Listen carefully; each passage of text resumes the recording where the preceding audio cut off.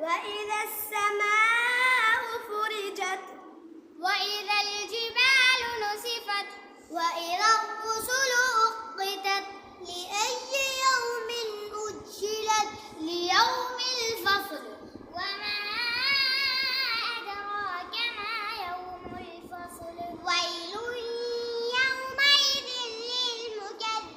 للمكذبين ألم نهلك الأولين ثم نتبعهم الآخرين كذلك نفعل بالمجرمين ويل يومئذ للمكذبين ألم نخلقكم من ماء مهين فجعلناه في قرار مكين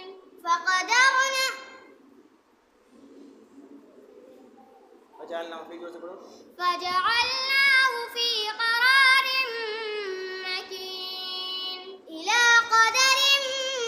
معلوم فقدرنا فنعم القادرون ويل يومئذ للمكذبين ألم نجعل الأرض كفاتا أحياء وأمواتا وجعلنا